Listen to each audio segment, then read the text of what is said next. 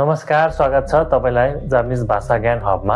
आजको भिडियोमा हामी सिक्नेछौं कसरी नेपालको पासपोर्टको लागि चाहिँ सजिलै अप्लाई गर्न सकिन्छ भनेर, आवेदन दिन सकिन्छ भनेर सिकाउन गइरहेको छु। यदि तपाई पनि पासपोर्ट बनाउन चाहनुहुन्छ भने यो भिडियो अन्तिमसम्म हेर्नुहोस्। सबैभन्दा पहिला चाहिँ पासपोर्ट बनाउनको लागि आवश्यक कागजहरू के चाहिन्छ, डकुमेन्टहरू के चाहिन्छ भन्ने कुरा जान्न जरुरी छ। हामीले प्रत्येक फोटोहरू चाहिँ 300 KB भन्दा सानो हुनुपर्छ। त्यसको लागि चाहिँ आफ्नो मोबाइलमा फोटोमा डिटेल्समा गएर चेक गर्न सक्नुहुन्छ। यदि 300 KB भन्दा माथि छ भने चाहिँ तपाईलाई साइज घटाउन आउँछ भने आफ्नो तरिकाले गर्नु होला। यदि आउँदैन भने चाहिँ आफ्नो मोबाइललाई पोर्ट्रेट मोडमा राख्नु र फोटोलाई चाहिँ पोर्ट्रेट मोडमा ओपन गरेर स्क्रिनशट गरेर क्रप गर्दाखेरि साइज घट्दछ। हामीलाई चाहिने डकुमेन्टहरू चाहिँ पासपोर्ट साइजको फोटो। यदि पासपोर्ट साइजको फोटो छैन भने चाहिँ आफैले पनि बनाउन सकिन्छ। यसको लागि मैले भिडियो हालेको छु, तल लिङ्कमा पनि दिनेछु। अर्को भनेको नागरिकताको दुवै साइडको फोटो हुनुपर्छ, एक-एकवटा, अगाडि र पछाडिको। अर्को भनेको चाहिँ नेसनल आइडी कार्डको फोटो चाहिन्छ। कार्डको छ भने कार्डको फोटो, अथवा कार्ड छैन भने चाहिँ पेपरको फोटो चाहिन्छ। यति चाहिँ 3वटा चाहिँ मेन इम्पोर्टेन्ट हो भने चाहिँ बाँकी थप डकुमेन्टहरू छ भने त्यो पनि राख्नु होला। अब बाँकी थप डकुमेन्टहरू चाहिँ आफूले पढेको डकुमेन्टहरूको लास्टको आफूले जुन जहाँसम्म पढेको छ त्यहाँको डकुमेन्ट छ भने हाल्नु होला। अर्को भनेको विवाहित भएर डिभोर्स भएको केसमा छ भने चाहिँ डिभोर्स सर्टिफिकेट चाहिन्छ, त्यो पनि हाल्नु होला। हजुर विवाहित हुनुहुन्छ र पासपोर्ट बनाउँदै हुनुहुन्छ भने त्यसको लागि पनि म्यारिज रजिस्ट्रेसनको एउटा फोटो हाल्नु होला। यति भएपछि अब हामीले पासपोर्ट चाहिँ कहाँबाट अप्लाई गर्ने भनेर बुझ्नुपर्छ। अब डाइरेक्ट निकाल्ने छ भने राजधानी विभागबाट निकाल्नु छ भने चाहिँ हामीलाई 12,000 चाहिन्छ र एक दिनमै निक्लिन्छ। हामीले आफ्नो स्थानीय ठाउँबाट अथवा जिल्लाबाट निकाल्नु छ भने चाहिँ 4500 भए पुग्छ। जिल्लाबाट निकाल्दा चाहिँ 2-3 हप्ता लाग्छ। अब चाहिँ फर्म भर्नेतिर लागौँ। सबैभन्दा पहिला चाहिँ आफ्नो डिभाइसमा भएको ब्राउजर खोल्नुहोस्। त्यसपछि सर्च बारमा अनलाइन पासपोर्ट एप्लिकेसन भनेर सर्च गर्नुहोस्। त्यसपछि होम डिपार्टमेन्ट अफ पासपोर्ट नेपालको लिङ्कमा क्लिक गर्नुहोस्। यो सुरुको अफिसियल वेबसाइट खुलिसकेपछि सर तल जानु होला। यहाँ अप्लाई फर पासपोर्टको अप्सन आएको छ। त्यसपछि हामीले अप्लाई फर ई पासपोर्टमा क्लिक गर्नुपर्ने हुन्छ। यसमा क्लिक गर्नुहोस्। अब यसमा pre enrolment for e passport भनेको छ। यसको अप्लाई फर पासपोर्टमा क्लिक गर्नुहोस्। हामीले टाइप्स अफ एप्लिकेसनहरू देख्न सकिन्छौँ। यो चाहिँ पहिलो पटक राजधानी लिनको लागि भने, यो दोस्रो चाहिँ रिन्यू गर्नको लागि, तेस्रो चाहिँ हरायो अथवा चोरी भएको सट्टामा चाहिँ निकाल्नको लागि, र अर्को भने चौथोमा भनेको बिग्रेको राजधानी त्यसको बनाउनको लागि यो फर्म अप्लाई गर्नुपर्छ। हामीले चाहिँ अब पहिलो पटक अप्लाई गर्न लागेको भएर यो सुरुमा थिच्नुहोस्। यो पेजमा चाहिँ यो पढेर मात्र प्री इनरोलमेन्ट गर्नु होला भनेको छ। यसमा चाहिँ हजुरहरूले पढ्न सक्नुहुनेछ। अब तल जानुहोस्।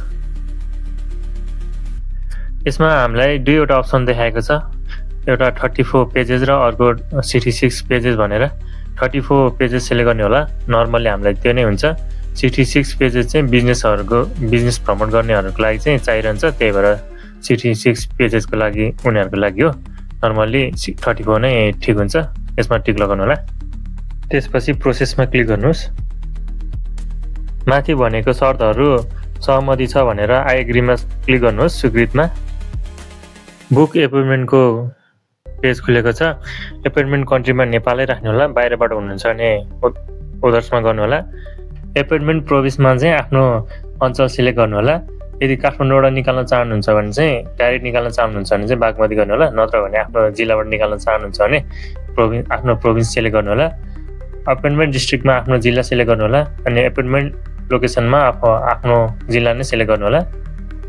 काठमाडौँको केसमा चाहिँ डिएओ भनेको जिल्ला सदरमुकामबाट हो भने डिपार्टमेन्ट अफ पासपोर्ट भनेको चाहिँ डाइरेक्ट हो। यो चाहिँ 12,000 लाग्छ।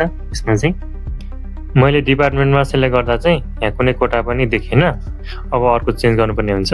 मैले चाहिँ स्याम्पलको लागि बनाउँदैछु, त्यही भएर हजुरहरूले चाहिँ आफ्नो हेरेर गर्नु होला। नर्मल्ली पासपोर्ट बनाउन चाहिँ बेलुकातिर मात्र बढी खुल्ने गर्छ, त्यही भएर बेलुका मात्र बनाउनु होला। मैले चाहिँ काठमाडौँ जिल्लालाई चितवन सेलेक्ट गर्छु, त्यसपछि एपोइन्टमेन्ट लोकेसनमा चाहिँ चितवन नै सिलेक्ट गरेँ। चितवनमा चाहिँ डेट रहेछ, यसैमा गरेँ। अब एउटा टाइम चुज गर्नुहोस्। यो यसमा कोस्टमा लेखेको जे लेखेको छ त्यही टाइप गर्नु होला खाली ठाउँमा। त्यसपछि नेक्स्टमा क्लिक गर्नुहोस्। यहाँ तल चाहिँ रिमेनिङ टाइम दिएको छ 30 मिनटभित्रमा हामीले फर्म भरिसक्नुपर्ने छ। डकुमेन्ट सबै रेडी भइसकेपछि हामीले 30 मिनटभित्र सक्नेछौँ। टाइममा सकेन भने चाहिँ फेरि रिप्रोसेस गर्नुपर्ने हुन्छ, रिफ्रेस हुन्छ पेज। त्यसपछि यहाँ मागेको सम्पूर्ण विवरणहरू हाल्नु होला।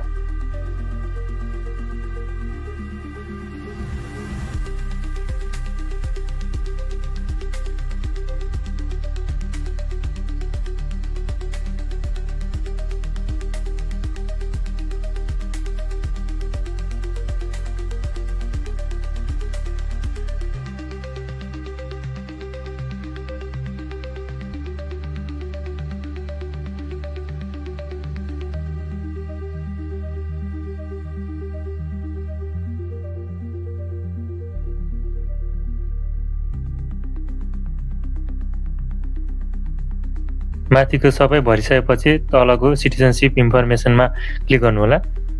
त्यसपछि हल्का माथि जानुहोस्। त्यसपछि यसमा पनि सबै भर्नु होला मैले जसरी नै। यो सुरुमा नेसनल आइडी नम्बर हाल्नु होला। नेसनल आइडीमा भएको त्यो ड्यास नम्बर नहालिकन नम्बर मात्र भनेको छ, नम्बर मात्र हाल्नु होला। त्यसपछि नागरिकता नम्बरमा पनि नम्बर मात्र हाल्नु होला। त्यसपछि आफ्नो डेट अफ बर्थ हाल्नुहोस्। यसमा चाहिँ आफूले कुन जिल्लाबाट नागरिकता निकालेको हो त्यो जिल्लाको नाम लेख्नुहोस्। यो सकेपछि आवेदकको सम्पर्क विवरणमा क्लिक गर्नुहोस्। यसमा पनि त्यसै गरी सबै भर्नु होला, आफ्नो विवरण र नागरिकताको डिटेल अनुसार सबै भर्नु होला। यो माथि सकेपछि जरुरी परेमा सम्पर्क गर्ने विवरणमा क्लिक गर्नुहोस्। यसमा चाहिँ आफ्नो बुवाको विवरण राख्नुहोस्।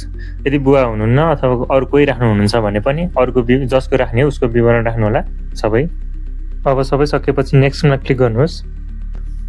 अब चाहिँ फाइल एट्याचमेन्टको सेक्सन खुलेको छ। यसमा चाहिँ आफूले के कलेक्सन गरेको छ डकुमेन्टहरू, फोटोहरू, तिनीहरू सबैलाई चाहिँ यसमा अपलोड गर्नु होला।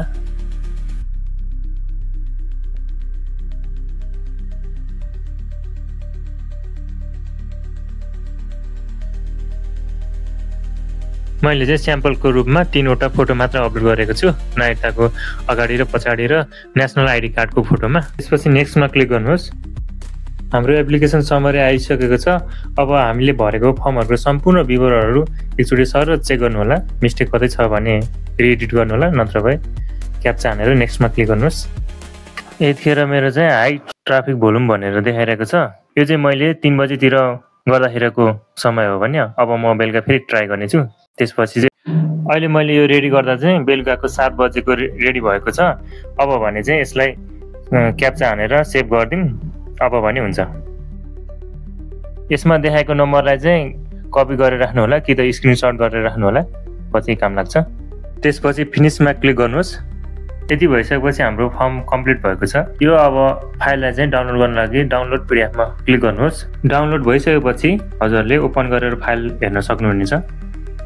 तपाईहरुले यति गरिसकेपछि अब भने यो फाइललाई प्रिन्ट गरेर सम्बन्धित निकायमा जाँदा हुन्छ। त्यहाँ जाँदा चाहिँ आफ्नो राष्ट्रिय परिचय पत्र साथमा नागरिकता पनि बोकेर जानु होला, कुनै केसमा चाहिन्छ। आफूले कहाँ अप्लाई गरेको त्यसको लागि चाहिँ पैसा पनि लिएर जानु होला। मैले अगाडि नै भनिसकेको छु, हजुरहरूले अनलाइनबाट पनि पेमेन्ट गर्न सक्नुहुन्छ। त्यो अनलाइनबाट पेमेन्ट गरेको एउटा प्रुफ लिएर जानु होला। यति भएपछि हजुरको काम सकिन्छ। यति भइसकेपछि त्यहाँ गएर हजुरले लाइभ इनरोलमेन्ट लिनुहुन्छ र त्यसपछि काम सकिन्छ। यदि अनलाइनबाट पेमेन्ट गर्न चाहनुहुनेहरूले त्यस पछाडिको भिडियो पनि हेर्नु होला। अनलाइन पेमेन्ट गर्नको लागि चाहिँ सबभन्दा पहिला पेमेन्ट सेक्सनमा जानुहोस्। ई पासपोर्ट प्री इनरोलमेन्टको क्रिएट न्यू भाउचरमा क्लिक गर्नुहोस्। मेरो यहाँ एमाउन्ट 12,000 देखाइरहेको छ। यो चाहिँ मैले पछि बनाउँदाखेरि चाहिँ राजधानी विभागबाट गरेको थिएँ, त्यही भएर 12,000 देखाएको छ। तपाईहरुले जिल्लाबाट गर्दा 45 नै देखाउँछ। अब नेक्स्ट स्टेपमा क्लिक गर्नुहोस्। अब कन्टिन्यू चेकआउटमा क्लिक गर्नु। हामी पेमेन्ट सेक्सनमा आइपुगेका छौँ। पेमेन्ट गर्नको लागि चाहिँ कनेक्ट आइपिएस, ई सेवा, आइएमई पे र खल्तीहरुबाट मिल्छ। यो मध्येमा कुनै चुज गर्नु होला। अनि रकम भुक्तानी गर्नुहोस्मा क्लिक गर्नुहोस्। मैले चाहिँ पेमेन्टको लागि इस्यु रोजेको थिएँ। अब यहाँ आएर चाहिँ इस्यु आइडी र पासवर्ड हाल्नु होला, त्यसपछि लगइन गर्नु होला। पेमेन्टमा जान्छ, पेमेन्टमा गइसकेपछि ट्रान्जेक्सन ओटिपी आउँछ, त्यसलाई त्यो अप्सनमा राख्नु होला। त्यसपछि सक्सेस भइसकेपछि हजुरको पेमेन्ट पनि सक्सेस हुन्छ, त्यसलाई चाहिँ स्क्रिनसट गरेर राख्नु होला। केही गरी माग्यो भने। यो त भयो अनलाइनबाट पेमेन्ट गर्ने तरिका। हजुरले क्यास बोकेर अफिसमै गएर पनि तिर्न सक्नुहुन्छ।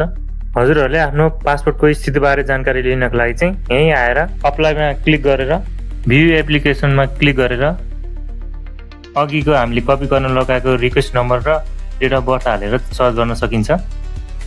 यो चाहिँ हाम्रो फलोअप रिपोर्ट हो, हेर्नु होला। यति गरिसकेपछि हजुरको जुन दिन अपोइन्टमेन्ट छ त्यो दिन चाहिँ भनेको कुराहरू लिएर जानु होला। त्यसपछि हजुरको जुन दिन हजुरको पासपोर्ट बन्छ त्यो दिन चाहिँ हजुरको मोबाइलमा मेसेज आउनेछ, त्यसपछि लिन जानु होला। यहाँसम्म हेरिदिनु भएकोमा हजुरहरूलाई धेरै धेरै धन्यवाद। लाइक, कमेन्ट र सब्सक्राइब गर्न नबिर्सिनु होला।